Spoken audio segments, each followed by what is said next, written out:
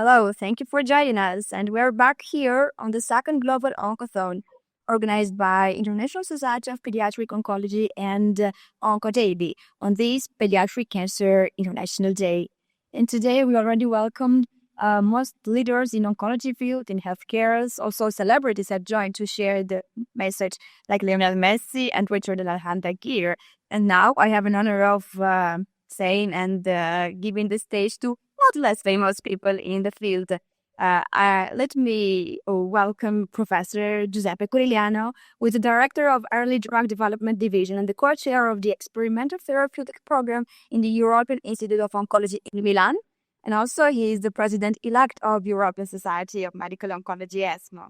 Welcome, Professor Curigliano. Nice to meet you. I am here with friends, so I am very happy to support this initiative. Yes, let me introduce also your friend that we can have the nice discussion together.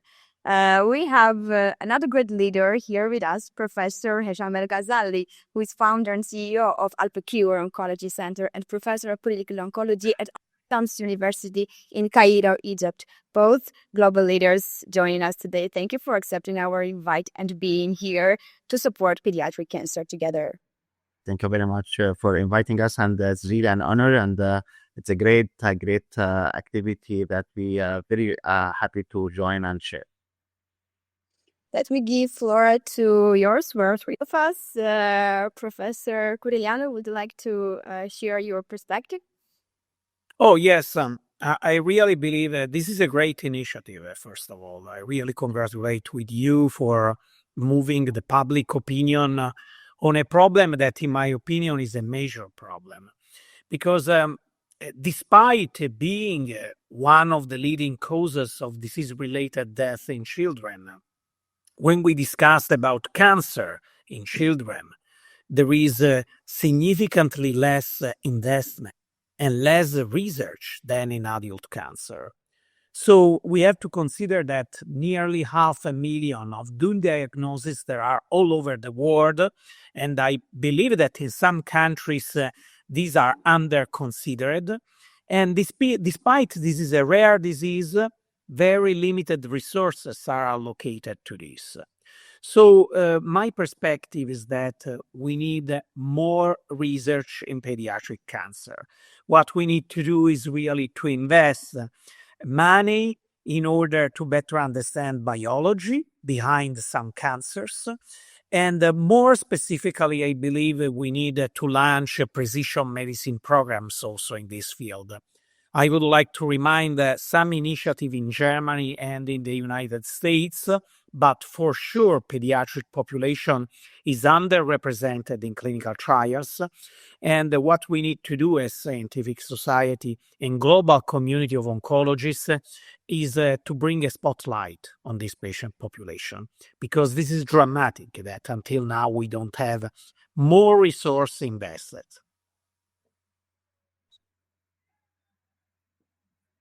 Unmuted.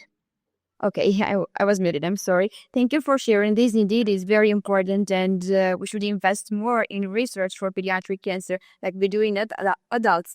And we have seen this change across the years, how the investment is going, and hopefully one day we are going to make this as a priority, because this is a priority. Dr. Hesham, would you share your perspective on this?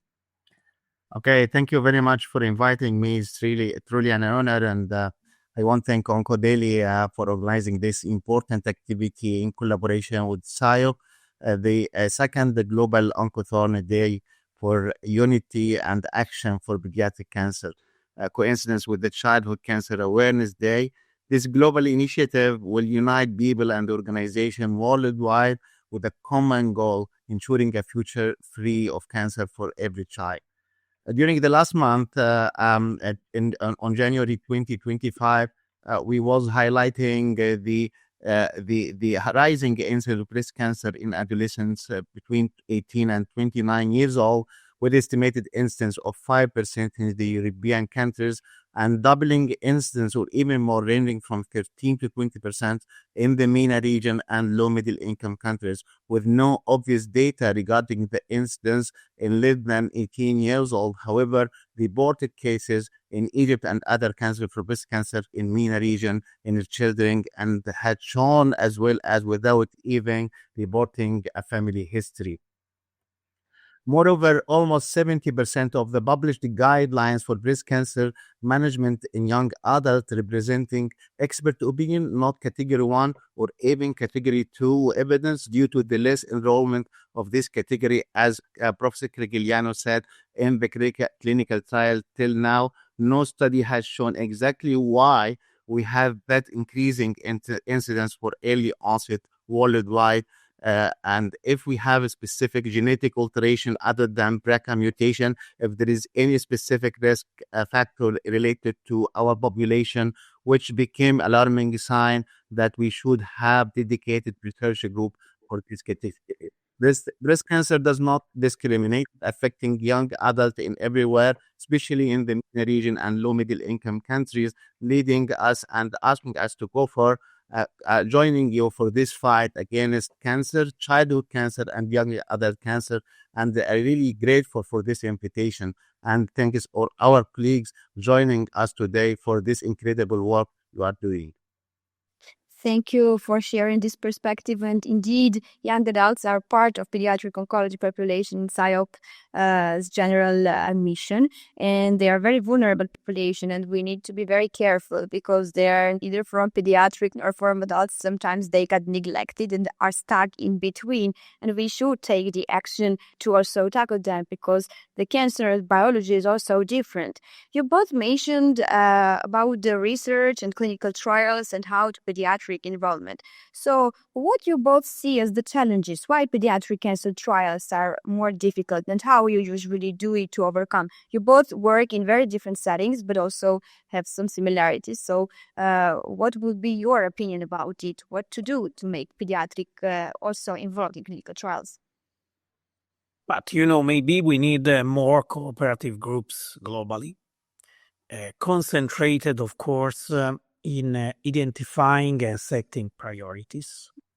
This is an important point because now, we define that many grand challenges for cancer research. One of these is the early onset of cancer. Everybody's discussing about the early onset of cancers for colorectal, for breast, for any other disease. And we forget that maybe the most important here, the onset of cancer, is the onset of cancer in pediatric population. Until now, really, it's very difficult for a single center to believe that you can build a research program based on the clinical cases that you see in your city or in your center. So, cooperative group, more presence eventually on the spotlight of scientific societies. If just I was thinking about how many important works have been presented in the main conferences on pediatric oncology. And I remember only one 3 years ago at ASCO in the plenary session, a study that takes something like 12 or 20 years to be completed and just to change a little bit standard of care. So this is really impressive in my opinion. I can understand that this is a main problem, and maybe we have to think globally. We need to engage also Asian investigators, African investigators, because what is rare in my country maybe is not rare in China or in India. So really global effort, global collaboration, and more money on clinical research for both better treatment of pediatric cancer, but also for better understanding of the survivorship. I have many patients in my clinical practice that had the pediatric cancer, and then 20, 25 years later, they develop another cancer, mainly related to previous treatment. So also survivorship is a main need, and we need to do more of this. Yes, thank you indeed for sharing. And we need global cooperation. So we hear the perspective of Europe. And Dr. Hesham, I want to share why we don't have these global cooperations, or we have maybe. What will be your opinion or suggestion?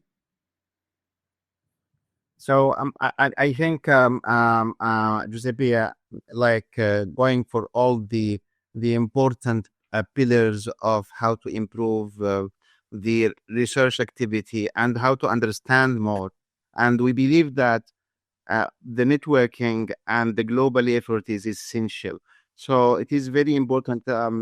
Yesterday we have an activity with the IARC, and they show the map of the world, and they see the Africa and the Middle East almost like free of clinical trials, completely free. So it is important, very important to understand more and more global effort in different parts of the world. Why this increasing incidence coming? Is it a genetic factor or other risk factor or some sort of environmental factor, some sort of microbiome activity? So this understanding helping us to know, to prevent, to predict, and prevent and treat, and then as Professor Curigliano said, also the survivorship, to know we are in a very young group, so we want to know exactly what will happen all through this life. And the good thing in the pediatric oncology that most of the cases are treated in a good way, and we may have a very good survival. So it is very important to know later on what is happening and why it happened, and can we predict this tumor before happening, and can we prevent it or not. So I think that it is important to donate for this research. To a global effort must be done, looking to the area that we have a severe deficiency in understanding in the data, supporting them either by capacity building or the research activity. I think it will lead to a world free of cancer. Yes, thank you for sharing this. And while you were speaking about the areas that are underrepresented but have more and more cases, I was a few days ago reading an article in Cancer World about the fact that at first in India, more than 80% of pediatric cases were going home. They didn't want to get the treatment because their family didn't have the funds and they were afraid of facing everything. But after they have implemented the program which was helping the family to move there, to financially support, people actually wanted the treatment. It is not that they didn't want the treatment, they were afraid of everything. And the costs so the cost should not be a barrier. How do you see this changing in the world? Do we need more governmental funding, or you see this kind of initiatives to be the one to help them? And how can we fill this gap? I live in a country where there is a national health system. I really believe that there should be a special fund for children with cancer, since we are not discussing about huge number. Only in the United States, they have something like 10,000 to 15,000 cases of pediatric oncology. So I really believe any independent country should allocate a fund specifically for pediatric oncology, but not only limited to approved treatment, because it's not so easy to do prospective randomized trial, but also to off-label treatment. So there should be no limitation to take care of children with cancer, to support their families, in order to give them the opportunity to stay close to their children. So this is a major need. I believe this Oncothon initiative is really important, and I hope many money will be collected in order to support both research and assistance to family and children. I think as we know that it is not the disease of this child, but the disease of the family. So it is a more or less social problem. So it is everyone affected in the family, the whole family is sick. So I think it is very important to integrate the efforts. So there is no governmental only or non-governmental organization only, but or the public or the private So it is, I think, the integration of the public and private, the NGOs, the donation, a global effort, networking, awareness activity that you are doing now. It is very, very important to go all through to help to enhance the activities. And I remember that in Egypt, that a lot of effort done in the pediatric oncology with the NGOs. So we have like a lot of awareness activity, a lot of out of the box solution. So it is important to go for this awareness activity, which is very important. Donating for this issue on a global effort like you are doing now, I think it will be very, very helpful to improve everything, either from the awareness activity, the treatment, the research activity. Yes, the treatment is not the end, and it's just the start. And we need to be there with them throughout the treatment, and then later on the survivorship to help and be standing together all together. This was the main mission everyone is sharing here today, and we are all here for that. And as we still have time, and I know that this situation is very sensitive, and you have both, I believe, faced the situation with the children from areas of conflict.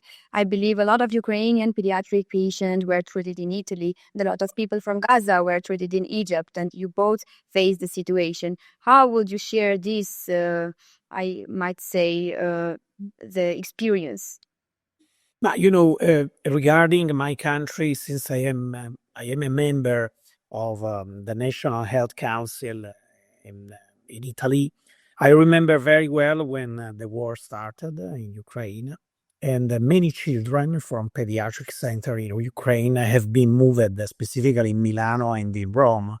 The head of the National Health Council in Italy is Franco Locatelli, that is a pediatric oncologist, finally. So you can understand how much is sensitive this. He worked for all life with children, first in Pavia and now in Bambin Gesù Hospital in Rome. So my country was very sensitive to this problem. To be honest, we take care beyond the war scenarios of many children from all over low and middle income countries. So it's quite common in Gaslini Hospital, in National Cancer Institute and Bambin Gesù Hospital to take care of children for free from all over the world. So my country is very sensitive about this. I am very surprised that there is no national initiative like OncoDaily, because there are many, on neurological disease, on rare disease, on cancer. But I believe we need to disseminate much more the awareness about pediatric oncology, because it's more sensitive as a problem. And I completely congratulate with you with this huge global initiative.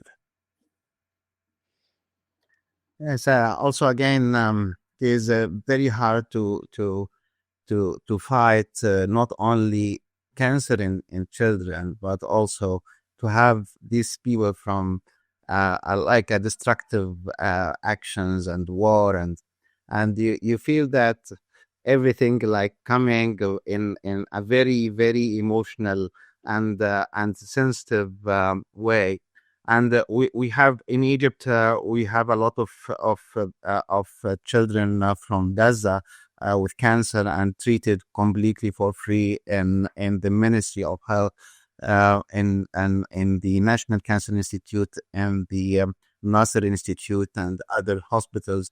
So it is very sensitive, and it is, as Professor Curigliano said, it is important to do this and to go for this initiative for every child in the world. So it is important to go for more and more activities, more donation, especially for this category of patients who have really the chance for life, a very huge chance for life if we are treating them in a very good way and giving them the facility that we can also give them.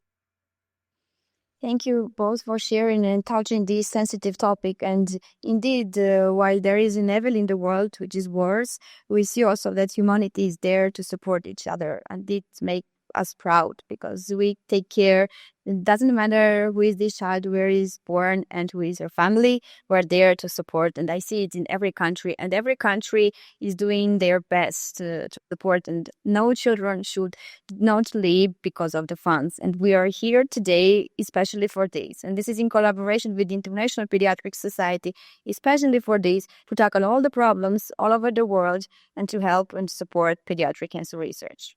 As we're finishing our session today, I would like to say that in the morning, my Royal Highness Princess Dina of Jordan challenged her 3 friends to donate $10. And as we have calculated that only 13 people later, if all of us challenge our 3 friends, we're going to get funds that can create and save not one life, but hundreds of lives. And I am challenging my friends, and I will do it later on my LinkedIn and I am inviting everyone to join the challenge and to donate for pediatric cancer research.